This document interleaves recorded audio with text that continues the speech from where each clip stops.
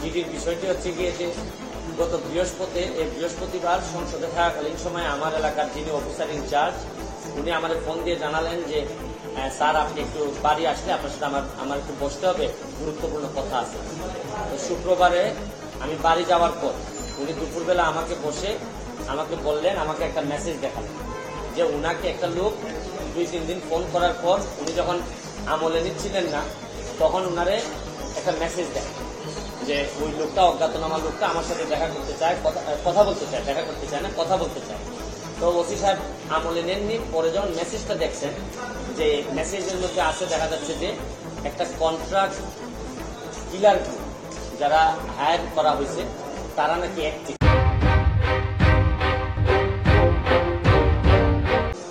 মানে আমাকে জিডি করতে হলো কেন? প্রশ্নটা হচ্ছে গিয়ে যে আমার ড্রেসটা তো আমি জানি না, জানছে প্রথমে ওসি সাহেব, ওসি সাহেবের পরে এটা এসপি ডিআইজি ওনাদের কাছে যাবে। আমি জানার আগে ওনারা আমাকে প্রোটেকশন দিবেন, আমাকে পরে জানাবেন যে এই থ্রেটটা যেটা ছিল এটা রিয়েল অথবা ফেক। ওনারা আমাকে বলছেন, ওসি সাহেবের যতটুকু ব্রেইনে ধরছে উনি ধরছেন, আমাকে বলছেন, আমাকে জিডি করতে হয়েছে। আর আমার নিরাপত্তা তেমন আমার নিজেরই দিতে হইতেছে। এখন রাষ্ট্রযন্ত্র, আমি এটা বুঝলাম না যে এই রাষ্ট্রযন্ত্র আসলে কি আদৌ আমার বাঁচায় রাখতে চায় কিনা। কারণ হচ্ছে কি আমি যাকে জিডি করতেছি পুলিশ ডিপার্টমেন্ট, সেই তো আগে জানছে আমার, সেই তো আমার বলার দরকার ছিল যে সে ব্যক্তি আইডেন্টিফাই করা নাই। পুলিশ মারফত কখনো শুনলাম যে ওনারা নাকি ট্রেকিং করে, কখনো বলছেন যে পাহাড়তলি চট্টগ্রামের, তারপরে কখনো বলতেছেন তার বাড়ি এই বড় লেখা বা সিলেটের কোন জায়গায় যেন, তার বক্তব্য অনুযায়ী। তো ওসি সাহেব আমারে উনার ফোন দিয়ে ওই অজ্ঞাতনামা ব্যক্তির সাথে ফোনে ধরাই দিল।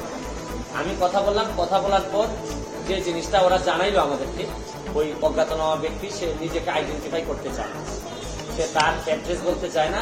সে বলে যে আমি নিজেও ওই কিলার গ্রুপের মেম্বার ছিলাম, যখন আপনার নামটা আসছে আপনাকে হত্যা করতে হবে, তখন আমি বলছি যে না আমি এটা পারবো না। কারণ উনি ওই লোকটা সিলেটি, সে আমার কাজকর্ম সম্পর্কে জানে, এই জন্য সে কোনোভাবে রাজি হয় নাই।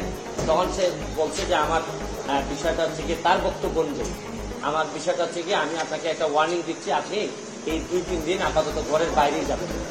তো এটা শোনার পর আমি নর্মালি এর আগে অনেকবার আমি মৌখিকভাবে বা আমার পিএস এর মাধ্যমে বিভিন্নভাবে আমি থ্রেট করছি, এগুলো আমি আমলে নেই না। কারণ এগুলা সামনে বললে একটা প্যানিক তৈরি হইতে পারে, এই জন্য আমি কখনোই সামনে নিয়ে আসিনি। এইবার যখন আমার এলাকার ওসি সাহেবের মাধ্যমে আসছে, তখন আমার কাছে মনে হয়েছে যে মানুষ যখন কখনো কোনো ওসিরে নর্মালি তো কেউ ফোনই দেয়, তার উপর যখন সে এইরকম একটা মেসেজ দিয়েছে, তখন আমার মনে হয়েছে, আমার এখন মনে হয়েছে যে সিরিয়াসলি একটা পটেন্সিয়াল থ্রেট, আমার এটা অবশ্যই আমলে নিতে হবে। তো এই জন্য আমি ওই দিন পরের দিন সকালে আমি ঢাকা চলে আসি, সংসদ ভবনে চলে আসি। এসে আমি এর ভিতরে আমি পুলিশের ঊর্ধ্বতন কর্মকর্তা যারা আছেন তাদের সাথেও আমি কথা বলি। তো এরপরে আমি জিডিটা আমি গতকালকে করছি।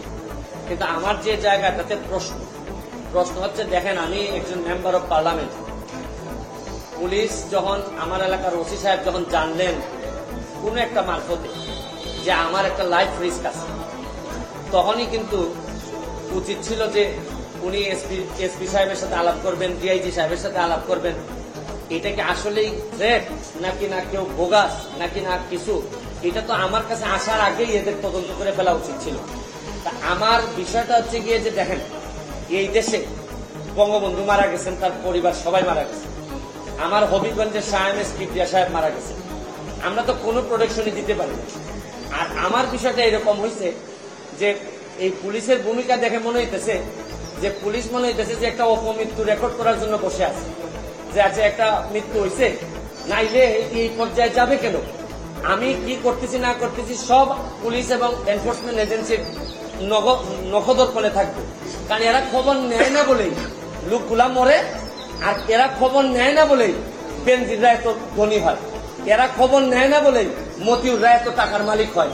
কারণ এরা তো থাকে কারে কোন জায়গায় বদলি করবে, কারে কোন জায়গায় জায়গা মতো নিজের লোক সেট করলে অনেক টাকার বাণিজ্য হবে, এইসব অভিযোগ এদের বিরুদ্ধে। যার কারণে আমার কষ্টটা এখানে, আমার এই মরতে কষ্ট নাই, আমার দুইটা কষ্ট, একটা হচ্ছে মরে গেলে আমার এলাকার মানুষের কি হবে, এইটা আমাকে কষ্ট দেয়।